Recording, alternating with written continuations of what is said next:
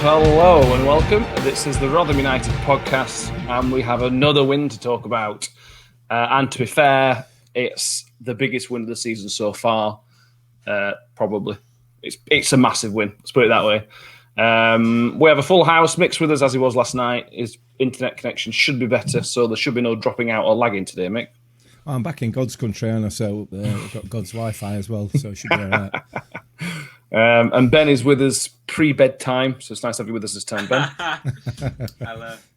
You managed to stay and watch the full game last night, so that's a I did step in the right direction, isn't it? I should have been on, to be honest, but my bed cold. This is the review of the QPR game, and we're going to look ahead to what will be tonight's game, when the illustrator will be tonight's game of Coventry, which is now the biggest game of the season, unless we win. And then so on, and you know what I mean. You know how football works. Even if we lose, next game's still biggest game. Yeah, that's true. Actually, all right, Ben. So this was the first game of 4 at home in a row, and then I'll slightly look ahead to the Coventry one as well. It was all change in the lineups. We all put our final predictions out, and we all talked about it. And we all still got it wrong. So going to the line, Victor Hansen starting in goal. Wes Harding was part of the back three of him and McDonald and Robertson.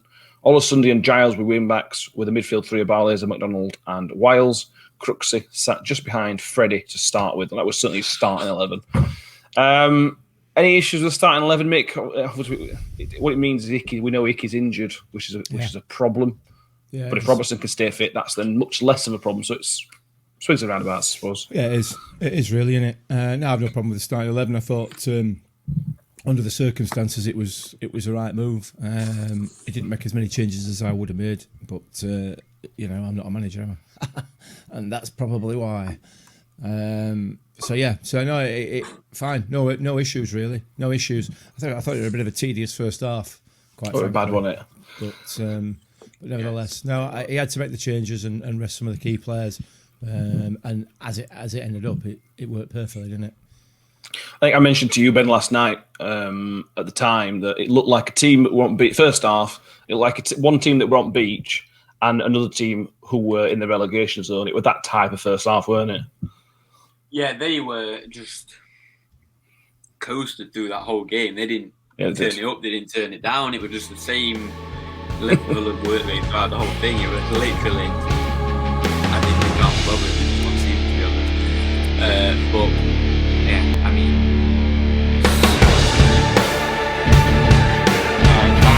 personally, I can't remember the last time we stayed up. When did we ever stayed up? 2015. 15? It was Warnock. No, Warnock. Warnock. 16. Yeah. 16. I don't remember it being more important 2 weeks in the season. Because I know we went on like a stupid run. But this week, to win yesterday I understand it's not a weak team, but it's nowhere near starting 11. And to win, that's what we would do under Warnock. That is you know what I mean? That's in that season, there was the MK Dons game. In terms of the actual relegation fight, there was that MK Dons game where we went and thrashed them. Other than that, it just felt like it was Neil Warnock. Do you know what I mean? It was a different feeling. This is much more like that season under Evans, where I think we drew against Norwich 2 or 3 games before the end of the season, and Millwall then lost, and then we had to go and beat Reading. This is much more feels at the moment much more similar to that. Although we've still got 8 games left, so. There's a long way to go. There's lots of twists and turns left yet, aren't there? Yeah. Definitely. Yeah. So onto the game itself, like I mentioned, but we've already mentioned the first half. Is there anything worth mentioning about the first half? Really, I can't remember either. Chances your answer made a couple of good saves. Other than that, it was really not worth talking about, were it? No, it was just poor. No. It was just a poor first half, and it left you hoping that we could just nick a goal. Really. Yeah. That's basically how it felt, didn't it? We didn't really have a great deal going forward. Although to be fair, there were quite a lot of attempts on goal from both sides. But you know, like you say, not a lot to talk about. Did really, they score in in that first half? No. Second half? 50-something minute, I think it were. Lyndon Dykes got their goal. Oh, yeah. I got the minute down, 50-something minute. It was a disappointing goal to concede, Ben, because there were so many times where the ball should have been stopped. From closing down in the middle to closing down out wide to having a bit too much space in box. There was so much wrong with the goal, weren't there, Ben? Yeah, there's obviously points where they watch back and go, we should have done this, Yeah. But I think it's a good striker goal. It's a good positioning, good touch, good finish, you know. I think it's just a good striker goal. I think we can obviously be armchair critics and say you should have done this. It's easier when you watch replay, do you know what I mean? Well, yeah. But I think it obviously could have been stopped, but I mean, I'm not going to scream and shout about it. I don't want to concede it, but I'm not going to stand here and welcome for it because I think it was a good goal. It's not like you. A good finish. A beautiful finish, to be honest. It was a great finish. Yeah, I agree. First touch, wasn't it? And then, finish was straightforward, really. Yeah, he set himself up with first touch, didn't he? Yeah, he did. From my point of view, I spent, and I'm going to set this one up, so I'll set it up for you two for later in the podcast. I spent the first half doing exactly what John Breckin was doing, and that's moaning at Freddie for his positional play, which in the first half was just atrocious. That ball that came down for their goal, the ball came down that their right hand side. Freddie started to close the player down and then essentially just lost interest and let him go. So, bearing in mind what we're about to say and about to discuss, up to that point, I thought Freddie had a really poor game in the context of the job that he's supposed to be doing. And positionally, he'd been awry all the first half, and then in the second half, obviously, he's gone to close the player down, and then as soon as he got over the halfway line, Freddie just kind of lost interest and gave up, and kind of threw Giles under the bus. To be fair, can I just say, I'm McDonald. I'm McDonald. Yeah, I thought Freddie played better in the first half than he did the second half. You don't count goals. You know, when I say a player better, I mean, what do I mean? Like, take away the goals. Being a striker, right? But take away the goal. Obviously, goals are massively important, right? And if he's going to do that, play crap and score 2, I'm happy with it. But as a personal performance, say he misses them 2 chances, right? I think he played better in the first half. His positioning, that's my thing. But if he's going to score 2, I'm happy. Don't take what I've just said there in complete isolation. Yeah, you've got to take what I've just said there in the context of the whole game, and what happens subsequent to that changes the game completely, and it changes your outlook on how a player has played. So I'm just sort of kind of teeing it up for what happens next, really. Yeah. No, I agree. What I will say is the changes happened after the goal. Crooks came off. I thought Crooks had a pretty good first half. I thought we know how that role's meant to be played with one striker up front and Crooks behind, because Smithy and Crooks do it very, very well. I thought Crooks did his part of the job very, very well. I don't think him and Freddie linked up particularly well. The understanding's not there, is it? Exactly. Yeah, I agree. And then came the changes. So Lyndon Dykes got his goal on the 52nd minute. 59 minutes, we made a triple substitution. Matt Crooks, also at half-time, Woody came on. A triple substitution. So Crooks, Wiles and McDonald came off. And Smith, Lindsay and Wing all came on. And this is where the game changed. Lewis Wing pins in a beautiful ball for Freddie. And Freddie takes a one. Sets him. It's similar to the Lyndon Dykes. The finish is obviously completely different. Yeah, but both goals were all about that first touch. Yeah. And there was nothing else that needed to be done. He took it so early, Freddie. The keeper couldn't react. It wasn't particularly powerful, but it was quite well placed, and it was early, so the keeper couldn't set himself. The ball from Wing, though, Mick, was almost as good as the finish. Yeah. I mean, from the minute the ball leaves Wing's foot to the minute it hits the back of the net, it's just class football all round. The pass is absolutely pinpoint. It's absolutely pinpoint. He's picked him out just over the head of the last defender. Freddie's first touch is world class. It is absolutely fantastic. Bearing in mind the distance that ball's travelled to bring it down on his chest the way he does, and to turn and finish. It's an absolute. It's a dream. It's a dream of a goal. It's a striker's goal. It's the goal that. It's the kind of goal that you expect and want players like Freddie to take. Mick, you watched this going off. Has it? Oh, right. Okay. Yeah. Again. Don't understand you. Yeah, I mean, Syria were watching it as well, and she were quite happy with the finish. I seem to remember saying something about that. Is that this wife you say you've got? It's the type of goal that only Freddie could score. I don't think anybody else on the team could score that type of goal. It's a proper striker's finish, and that's why he paid 400 grand for him. That's why he's probably not far off top earner at the club, because he does that. The thing is, right, Premier League strikers are paid 50 grand a week to do that. To do that for a living. Like, literally what Freddie did, probably 4 times a season, and then get some tap-ins. It was beautiful. Like, it was just so good. You know, like, it's so good to watch. Like, if you're watching football, if you just love football, it's just so nice to watch that type of goal going. It's just beautiful. The irony for Freddie is that he scored that good goal, and the second goal as well, which was a very good finish. He stopped scoring tap-ins he scored last year. Yeah. You know, like the goal at Accrington that he scored, and a couple of the games where he just scored. I think against Solihull, wasn't it, FA Cup, where it's just a tap-in. He's not getting them. He's just getting the really, really good ones. Which is exactly my criticism from that first half, because the run that Crooksy made and plays the ball straight across the front of the goal. You know, you can see when you look at it from the angle behind the goal, Freddie's hanging back and hanging back and hanging back, hoping for the cutback. And when he realises the cutback's not coming, he doesn't carry on. If he carries on, it's literally a tap-in. It's literally impossible to miss tap-in.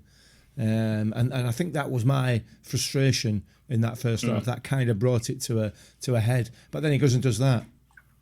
Well, yeah. In that case, mate, your frustration's just a waste of space. You know what I mean? Don't worry about it. Yeah. So, and then he gets the second one. If the pass from Lewis Wing was a stunner, what about the one from Wes Harding, Ben, for the second goal?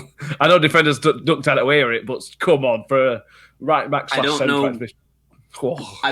I don't know what has happened, but like what are they first? Is it first time playing together at back or something? Because it was awful. But the pass, I mean, wow. Outside the right foot. Move him into midfield, I'd say. Get him in Busquets role or something. That was a beautiful pass, wasn't it? It was. Yeah. Outside at boot, just curling round, and then obviously finishes. That's what, strikers wish to get stuff like that for Christmas. Do you know what I mean? That's probably what they put on their wish list. Yeah, exactly. Yeah, 100%. It was such a good buy. We can question defending from two parts, but at the same time, he's still got to have the vision to play that pass. Yeah. And to be fair to Freddie, and a massive amount of respect to Freddie, because Freddie's seen that defender is deep. Yeah. Someone else did as well. Not there, Freddie doesn't stand there. Someone else did as well. I mean, it might have been Crooks, but someone else was making the run as well, or holding that defender. It might have been Smith. Must have been Smith. Actually, it must have been Smith because Crooks come off here. Yeah. That's striker awareness of knowing that you can be a bit 2 or 3 yards deeper, and then the defenders think he's offside, and off you go. Nobody's catching Freddie to goal. No. And again, they all stopped on halfway line, didn't they? Yeah. It's a sign of a team on the beach. We'll probably say this again for the third goal, but it's a sign of a team that are done. If that's us, if that's Richard Wood getting back there, it gets much closer than their defender did to that goal, for example. And it's Richard Wood. Yeah. And then the third goal, bang on the clock of 90 minutes. Jamie Lindsay with a neat ball inside to Smith, who was inside his own half. They were pushing it game, weren't they, Mick? To be fair. But still, great vision from Jamie Lindsay to pick it up because it wasn't at the best angle to put it in, and then Smithy's away. It's just a reverse pass, isn't it? Yeah, and it's outstanding. It's absolutely outstanding. All 3 goals are absolutely bangers. They're absolute bangers. Can I just say, sorry to interrupt you, mate, but 3 years ago, last time in Championship, right? 2 years. 2. No. Oh, yeah. Nah, yeah. Oh, right, no. Yeah, right. The first goal, right? We don't have anyone that does that. The second goal, Smith is through and he misses it. Yeah. That's what had happened. Third goal, Smith had been through and he'd have missed it. And we'd have lost 1-0. Yes. Like, when we say we need a striker, I remember last time in Championship, we say we have Alfie back. If we have Alfie, we're playoffs. Yeah. Now, we haven't got an Alfie, but everyone's chipping in. Smith is finish from Smith. I know I'll probably come on to it, but wow. He did his best on this year, didn't he? Yeah, getting in this one. Yeah, we're hand up. Oh, yeah. Funny. That's that, and Ben makes the bang on the money there, Mick. That 2 years ago, Michael Smith doesn't score that. Yeah, does he? Simple as that. No, definitely not. Definitely not. You can even push it last year. You can genuinely even push it to last year. You might not score that. Yeah. He's improved immensely. Absolutely beyond any sort of, probably beyond any hope that he had as to how far he could push it. And that's just a credit to management team, to the way that they've him, obviously. Him 100%. I remember when he first signed and Warren said that he was staying behind training session. You were there before. 100% down to him. You can credit coaching as well, but if he don't show up, no one can coach him. So I'm ecstatic that we've got someone like that in our club. Yeah, definitely, because he embodies that culture that they're trying to create in the club, doesn't he? So 100%, and nobody deserves it more. Nobody. I agree. God, yeah. If it comes in the summer, it's time for him to move on. He will have earned his move to wherever he ends up going. I'm happy with him. I'm not holding any grudges against him if he does. No, absolutely. He's now got. Yeah, especially if we go down. He's now on his second best scoring season ever with 10 goals. He once in the league. He scored 13 league goals for Swindon in 2014, 2015, which he could match that. There's still time for him to match that, to be fair. It takes him to double figures for for the only second time in his career. He's got double figures for the league. And Freddie goes on to 9 goals. Which is only 5 off last season. He'll probably not catch that, but still, that's not bad. That's a higher level, though, isn't it? A much higher. Well, exactly. Level. Yeah, first season at high level as well. And you add into that the amount of game time that he's had. It's a fair return. Yeah, it is definitely. So, I think the IFC Twitter account put on today. There's only something like 7 or 8 strikers in the Championship that have scored more than Smith, and not many more that scored more than Freddie this season. That gives you an idea of where, if we've got a problem, it's not necessarily taking chances. It's at the back end. Not anymore. Not anymore. Although it was against Huddersfield. I'm Wickham. And Wickham. And Millwall. Anyway. Yeah. But you say this, right? Last time, it was every game. It was. So, step by step. The comparisons to last time, we are now 1 point off matching the total of the entire season for last time. We are 3 points ahead of where we were last season. We've now won 11 games this season.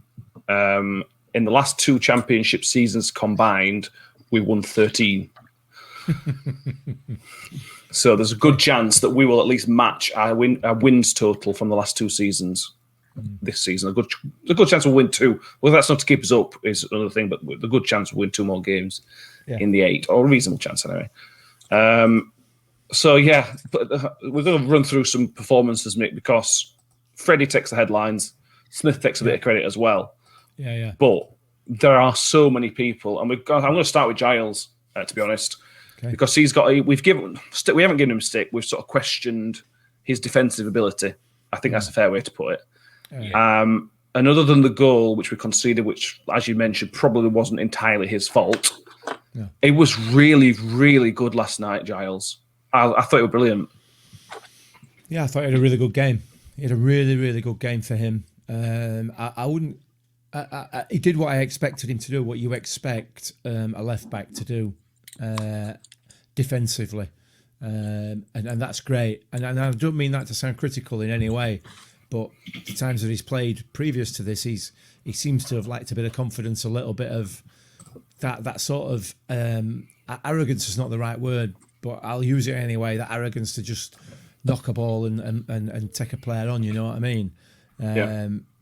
Whereas that seems to have come back last night. He was happy going forward. He's happy to take players on, happy to get balls into the box, but he knew what his job was defensively, and he's clearly working on that, and he's improved, and he was very, very good, no doubt about it. Yeah, absolutely. I wish he were ours. I know. He's got potential to be some player, hasn't he? Yeah. I don't know if I wish he was ours though, because he needs some work. But saying that, the culture at our club, I probably would. I take that back. What I said. I wish he was ours. If there's any club that can almost guarantee that the player improves, at the minute it's us. Yeah. We were speaking me and Mick were speaking about this earlier about Wing and about how Warnock sent him out on loan, and we were thinking he sent him out on loan to Paul Warne. And I because I brought it up about I still think you've got an attitude problem, right? And Mick were like, "What did you say now?" He sent him out to Paul Warne for a reason, which I think is true. Yeah. And if anyone can help an attitude problem, look at our club. We have nobody with an attitude problem that's ours.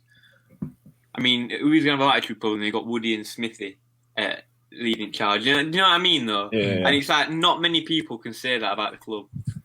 All it takes is one bad apple, and hopefully we won't get that bad apple, especially with the culture we've got at the minute, which is, I can't put into words how glad I am. We've got a record of it. Smith is a good example. Volks and Ajay are two perfect examples of they've improved. Icky's a perfect example of that. He's improved from where he were. The list, all Sunday, look where he's come on from where he were. Barley's has improved. The list could go on and on and on.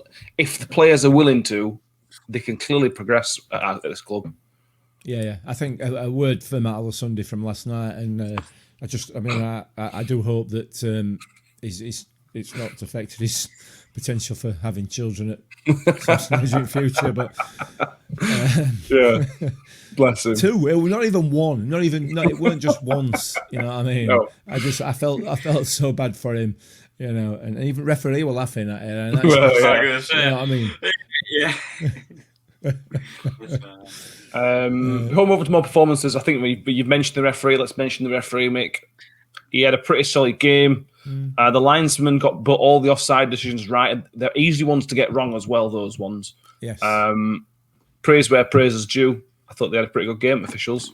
Well, I can't complain at all. I can't complain, and I guess we've won, haven't we? Maybe that's why I can't complain. But I think I'm going to say if we'd have gone down 1-0, I wouldn't have been complaining about referee. So yeah, I wouldn't. We weren't when we went down 1-0, and that's a good sign. But also our goal, like you said, mate, it's an easy offside to give because the defenders expect it. He looks Freddie off. Looks absolutely miles off. It probably isn't, but defender's reaction, the instinct of, oh my God, that it's such an easy chance you think he's going to be offside. And to keep your composure, it might have helped that there's no fans in. Saying that, we're at home. We're at home, so yeah. But I think that a really brave decision. I thought they were good, all of them officials last night. Yeah. I think it's credit where credit's due. I think it's important we do say that when they are. When we think they are. In midfield, Dan Barlaser, start for the next game. He'll be his 100th appearance in his professional career. Next game he plays. He was excellent, mate. He played a bit further forward than normal, but he was back to his best. He was, and the key for me, the key with Dan Barlaser last night was he was involved in that press, and he was almost Jamie Lindsay-esque. in the sense that he was aggressive. He was fighting for every ball, and he was just brilliant. He was fantastic. He was playing a role that is probably a bit alien to him, but he did a great job. He's obviously been following Jamie Lindsay around and watching a few video clips of him, because for me it could have been one and the same player. You know what I mean? I thought he were really good, Dembele, last night. Really good, and I really didn't expect him to be that physical, or have the ability to be that physical. I thought he did a really good job. Yeah, I agree. Defensively, Ben, we've talked about Wes Harding, who made his 100th appearance in professional football. McDonald made his 100th appearance in Championship football, and he is probably, it's a big shout because of Woody, but he's probably our best defender at the minute, Angus McDonald. On form. What do you mean by best defender? Sorry. On current form, he's playing the best out of the defenders in a central defensive role. Yeah, I agree with that. However, if it comes to the point of him or Woody in that central, I'm playing Woody. Does that make sense?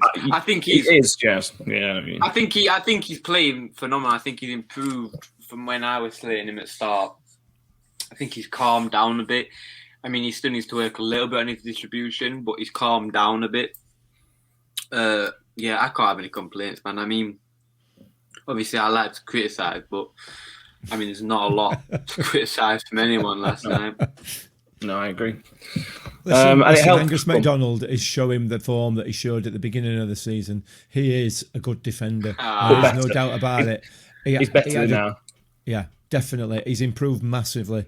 He had a drop off in middle, but he is a good defender, a solid Championship centre back.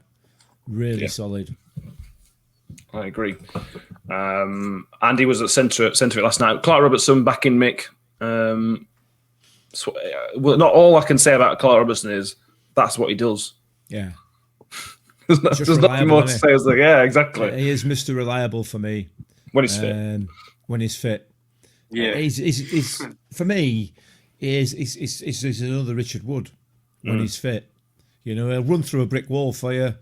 He'll do whatever you want him to do because he's a good old fashioned centre half, isn't he? Well, for the first Scottish, goal, isn't he?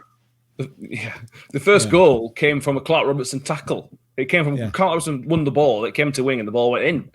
Yeah. There's McDonald and Icky and whoever developed are probably not going to win that tackle like him or Woody would. Yeah. Superb. I think I agree with the comparison on Woody. However, I agree with that, but I think if he can develop that leadership role, I don't see why I don't see why he can't be another Woody. If he develops that, he's going to be. He's too injury prone, isn't he? That's the problem. Woody's had his injury problems though before. You can still. The thing is, right? You can still be effective in the changing rooms while you're injured. Injuries don't stop you going in changing rooms and being on sideline. It's a choice. I don't know actually. Is it a choice to sit in sideline when you're injured, or can you be on?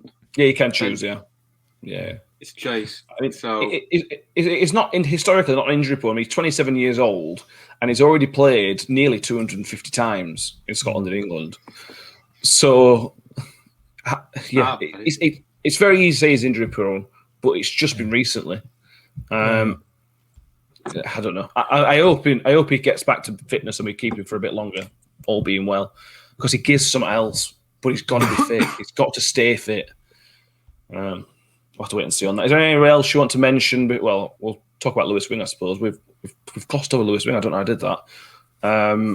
He changed game, Ben. When Lewis Wing came on, he absolutely changed game for me.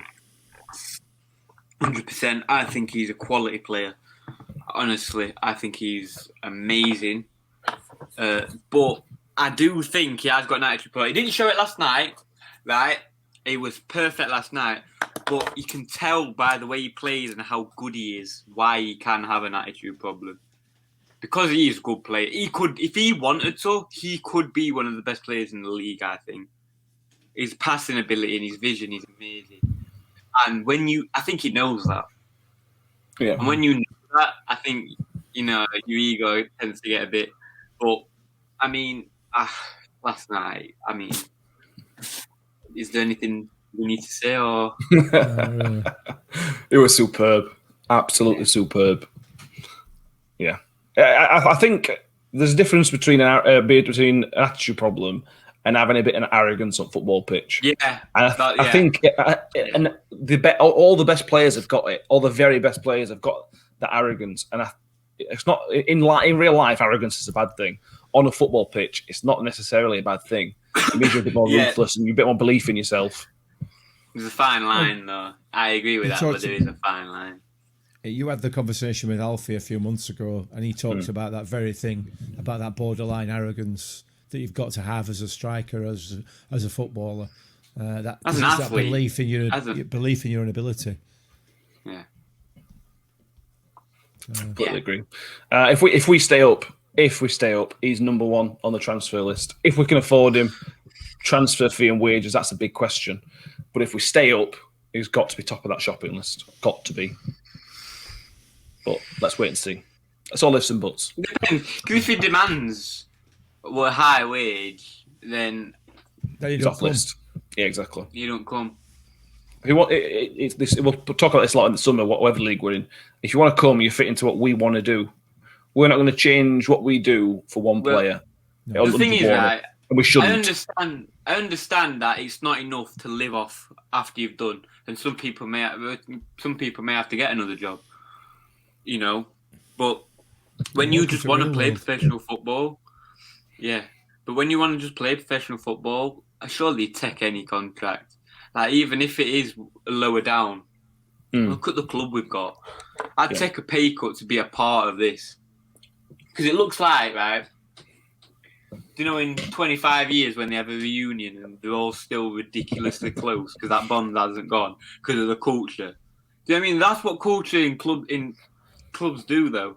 It builds a bond that stays with you. So I don't see why anyone wouldn't want to come to our club. According to the Football League FC, who do wages, apparently is on $5,000 a week, which is not crazy money. Well, that's where our cap is like 8,000 in it, so everyone's on the same.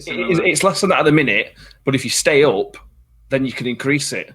You can afford to pay a bit more because you've got 2 years with the championship money, and then you can bring everybody else up a little, not massively, but you can gradually bring it up, can't you? You can, but things are very different at the moment, aren't they, with the financial situation that we've had this season. So maybe next season's not going to be. In fact, next season's not going to be the same either, is it? You know, in terms of we're probably not going to end up with full capacity stadiums and for straight away. You know, so it's things are going to be different in that respect, but. We'll have to wait and see, won't we? It's all pie in the sky yet. We're not up yet. No, I agree. Any other performance you want to touch on before we move on to the Coventry game? Not from me, no. Victor? Oh well, what can you say? I think everyone still there running about, wagging his tail, isn't he? He's brilliant. I love him. Yeah, absolutely love him. Yeah, you're having a bit of fun with Strike as well, weren't he? When he had ball in his hands. Where he ran away to the corner at Moggs. Yeah, started laughing. Yeah. He's just loving life, isn't it? It's just good to see people enjoying what they're doing. He faked to throw it on the floor and then looks at him just to go no, I'm not doing that. Just yeah. He's having fun, can't you? Yeah. I agree completely. I love him. Right, moving on. Coventry. Thursday night, the first Thursday night game in a very, very long time. And it's the biggest game of the season. Comfortably the biggest game of the season. The good thing is, Mick, Tuesday night's game, don't make it a must-win. It's now a must-not-lose. We could do without losing, definitely. We could do without losing. But let's put it into some perspective here. You know, if we lose, we're not relegated. Oh yeah. It doesn't help, but we're not relegated by any stretch of the imagination. It would be great if we could get 3 points out of it. Happy days, because that would be enormous. But it's not the end of the world if we do end up losing. I'm not convinced when this comes down to it at the end of the season that Coventry are going to be our rivals. I'm not convinced that Coventry are going to be our fight. I'm more convinced that it's likely to be Huddersfield or Derby, quite frankly. But to get 3 points on Thursday would be massive. It would be enormous, wouldn't it? Yeah, it take us out of the relegation zone, and we play before Coventry on Sunday. So not looking too far ahead, but we could be unassailably ahead of Coventry in terms of going back into relegation zone by the time they play on Sunday. Yeah. It is huge. We'll go through some historic stats before we look at some more recent ones, because the more recent stats are quite interesting this time. We no draws since 2004 against Coventry, and the last time we drew at home was 2001. So, based on history, a draw would be unlikely. So we have won no draws since 2004, but we drew with them in 2001. No draws at all since 2004, but the last home draw was 2001. Oh, sorry. I was gonna say. Sorry. But did I hear that? But we have won 3 out of the last 5 home games against them, which included last year when we beat them 4-0 at New York in League One. Yeah. I don't recall you being there for that one, Mick, but me and Ben were certainly there. I was away racing that weekend. Yeah. So. We were excellent against that day. They've not changed the way they play, Ben. The difference is we have changed what way we play. As far as I'm aware, they still play exactly the same. Very tiki-taka wannabes, weren't they, last time? Yeah. Try and keep ball, and that fit right into our style of play. Last year. But it will now. It will now as well. So I'm excited. It's not like I'm so nervous. Must game win. I'm looking forward to it, man. I think we've got a real chance. I'm looking forward to it because this is the moment, right? This is moments that you're a football fan because of. Like if it were boring and bottom 3 in league were already mathematically relegated, and top 3 or top 2 were gone, it'd be boring. Yeah. This is why I love football, man. Games like this, we before the game on Thursday, will be normal, right? Tuesday. Yeah. Thursday, sorry. Yeah, I don't know where we are, mate. Thursday, right? We'll be a bit nervous, right? After the game, we could either be miserable or ridiculously happy. And that's what football's all about, man. It's just enjoyable, I think. Where will the survivalometer be? We don't know yet. Yeah, that's the real question. The possibility about being really, really miserable is a good thing, is it? Well, it's why you do it, isn't it, though? Well, the joy wouldn't be so good if it weren't for miserable. Do you know what I mean? It wouldn't feel so good to stay up if you'd never been relegated. Yeah. You know what I mean? Yeah, absolutely. 100%, yeah. Definitely. Yeah, I agree. Coventry's recent record is pretty poor. They've won 1 win in the last 5, and that 1 win was against Bristol City, who've been on the beach since about December. We made look like mugs twice this season, Bristol City, so I don't think you can take too much from that. They got a bit of a battering at the weekend. They lost 4-1 to Bournemouth. Bournemouth have picked up a bit. I hope 4-1. I hope they lose 4-1 again on Thursday. I'll tell you that now. Yeah, absolutely. Yeah, I hope we don't lose 4-1 though. Yeah, well, yeah. It's one of those fixtures, Mick, where something's got to give. It's the worst home record in the division against the worst away record in the division. These things rarely happen, but when they do, it's a lot of fun for the neutral. What's going to give? Well, in my view, I hope, fingers crossed, it's all about momentum. Hopefully, it's about the momentum. And ours is on its way up, theirs is on its way down. So, I'm hoping we've got plenty in the locker, plenty enough to absolutely put these to bed. There is no question about that. However, it's third game now in 6 days, with some more to come. So it is a worry, that side of it. But we've got enough. We've definitely got enough, so long as we can put the performance in that we put in the last 2 games. That level, put that level in, and we'll be fine.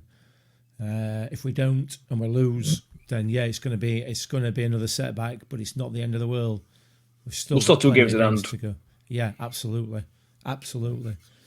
But if we win, it doesn't put us safe, clearly, but it puts us massively in the driving seat. Kicks them down and all, doesn't it? Absolutely, yeah. The way you are in the league is important. I remember last time in the Championship that we didn't go into the relegation zone until something like February, and then we never came out of it. Whereas this time, we've been in the relegation zone for quite a long time. Since pre-Christmas, I think we've been in relegation zone, as you'd expect with games in hand. And we could be the ones that kick our way out of it and don't get back in. That happens quite a lot in relegation fights. So if a team finds their way out, they can permanently find their way out. We've got to hope that's us. We talk about a lot of games in short space, Ben, but in terms of the changes made yesterday, it's worked out an absolute dream because we won. But also, Lewis Wings had an hour's rest, Smith's had an hour's rest, Lindsay's had an hour rest, Richard Woods had 45 minutes rest, Wiles had half an hour rest. You've got you've got the whole 25-man squad to pick from, I think, because everybody's not full fitness, except Icky, maybe. Except Icky. No, I mean nobody's full fitness, right? Because Icky's injured, right? But nobody's ridiculously thingy, so it's all in the middle. So I think you can pick from anybody. I play strongest team you can. Yeah, because I think I don't think you don't need to rest anybody because everybody's at like a not mediocre middle, but a bit higher than middle. Do you know what I mean? Freddie came off with a slight groin issue. I doubt he will start. So for me, we go back to how we started against Huddersfield, as close to as possible. Is Matic? What about Matic? He won't even on bench. I know, but do you think he can get on? He might be even benched on Thursday. That'd be best, I think. Yeah. Well, you're right. It goes with the same team that started at Huddersfield for me. Definitely. That's spoiler alert. That'll be my fan of selection. It will. I mean, that's where we've got to go in it. So, and we've got to just go for it. Absolutely go for it. You might as well win 4-0 or lose 4-0 as win. You know, as lose 1-0. So go for it. Let's go. Yeah, I agree. A couple of mini landmarks. Richard Wood's next appearance will be his 175th for Rotherham United. And Freddie's next game will be his 75th for Rotherham United, all the 2 games, all competitions, both of those. It's going to be interesting. Ben, we've not got much more to add, I suppose. But what do you think is going to be? Give your predictions for what will be tonight. Tonight? Oh, yeah. 2-1. Okay. You think we're going to come from behind again? 2 games in a row? No. 1-0 towards 1-1, 2-1, I think. Okay. Mick? Too close to call for me. I don't know. I genuinely don't. Could be 3-0 to either team. I don't know. I'm going to sit on fence and go 1-1. I'm going to go 1-1. I think both teams will be cagey. I don't think either team will want to make a mistake that costs them. Yeah, but the thing is, a draw is worse for them than it was. A draw, I'm happy with. I'm smiling. Yeah. As long as we don't lose, I'm happy. I can go to bed. I can sleep at night. What tends to happen in these games is that the team that's brave and goes for it tend to come out on top. Yeah. And I give you at MK Don's game 4 years ago, that were a prime example. We went and took that game by a scruff of neck. And we've got a goal with inside 2 minutes or whatever it were. If that happens here, Coventry could very, very well fold. Yeah, and there's a good chance they will. Actually, they will. They weren't that good, touch wood, last time we played them. I don't remember seeing anything. We were garbage. So. We were awful. We were garbage. Yeah. And what was the score? 2-1, 2-0, 3-1. 3-1. The goals were awful. Like the goals, you put me at back, I couldn't defend it. Do you know what I mean? But us straight at back, we could sort it out. Do you know what I mean? It won at first games at 3-5-2, and the defence looked really, really uncomfortable in it. And midfield hadn't quite clicked yet, so yeah. Well, I'm thinking it through, and I've also on that basis, I've also done ref watch as well. And the referee for this week is one Jared Gillett, who, that for me is really, really good news for two reasons. One, he is a cracking referee. Has been, yeah. Really, really good referee. And he's not from Coventry. It's from Australia, mate. Yeah, I know. That's what I mean. He's not from Coventry. Yeah, that's a good thing. And secondly, he's a big game referee, particularly when he plays when he referees our games. Because the last game he refereed at our place was the 3-0 victory over Piggies. Yeah. So I'm pleased about that. So I'm going 3-0 Millers. I'm going to go 1. I'll still go 1-1 then. I'll go for draw. I'll take the draw. Yeah. Cool. Right. I think we'll end it there. Unless you took anything more you want to add, I've gone through everything on my list. No, I've gone through everything on my list. Superb. So the plan at the minute, in terms of future episodes, is that we are going to the plan is to record straight after the game tomorrow, with a view to the episode being out on Friday morning. But having thought this through, Ben may not be available for that episode. Bear in mind he'll be in bed. So there will be a discussion. There will be, me and Mick will put some late night talks together, see if we can thrash out a deal with Ben. Because how big a game it is, we need all three of us, I think. Yeah, but there'll definitely be a live show after. Yeah. I will try my best to be there, and that's not just I genuinely will try and make it. I'll try and be there. I'll try not to go to bed. Yeah, is what you're saying. I can't help it if I'm shattered, but I will try and be there. Well, you haven't got college rock tomorrow, have you? So have a lie in. I'm getting my haircut for first time in however long. You need it and all. And then I'm going out after. But I will be there. One way or another, there will be a live show afterwards. Yes. The episode may get the full podcast may get delayed until Saturday morning if Ben's not available. Because I think with how big a game it is, no matter what happens, I think it's better all three of us are with it. But either way, if that doesn't, if we don't have a full podcast on YouTube, it will be just a post-match live, which will be Facebook with a different intro because we're going to have to change the intro on Facebook going forward. Yeah. I don't know what to say. I don't honestly. Is it basically the top and bottom of it is Sky Sports have complained to Facebook that we're using 12 seconds of their audio on our video. I've been asked to explain to Facebook why we're doing that. 12 seconds of audio from a match which is what, 7 years ago? 7 years ago, yeah. That nobody apart from Rotherham United supporters are interested in, and all of a sudden Sky Sports with all their multi-millions of pounds are all interested in little old Rotherham United podcast. Well, you know what? Shove it up your backside, Sky Sports. I'm not interested. Pathetic. But we will probably have to change the intro, but we'll work on it. We'll change it. 7 seconds. The copyright is 7 seconds. Change it to we'll look into it. That's the copyright. That's an option. Anyway, I don't know what it is now. I'm currently penning a poem about Sky Sports. We could perhaps use that as a. I've not come up with a title yet, but yeah, that's a work in progress. Anyway, that'll be. That's just a heads up if you've noticed the intro's different. That's why. Yeah, and then we'll be potentially doing a watch along on Sunday again. That's something we need to try and work out. Bear in mind kids and stuff we have around us. But anyway, that's next week's problem, sort of. So thank you. We'll finish it there. Thank you all for listening. Please do subscribe on YouTube. Please give it a rate. If you haven't rated on iTunes, give us a 5-star. Whether you like it or not, please do give us a 5-star. And download the Fan Hub app. If you're not on the Fan Hub app already, do download that. There's been big changes in the league table because of last night's ridiculous selection. A lot of people lost a lot of points. The top 3 have changed. So do download that quickly because it might let some people in soon. And I haven't got anything else, so I will end it there by saying thank you very much, Benjamin. I hope your haircut goes well. Thank you. Thank you. And thank you very much, Michael. And I hope, Michael, you get some hair. I'm having it cut. I'm going yeah. for a cut in a minute. Yeah.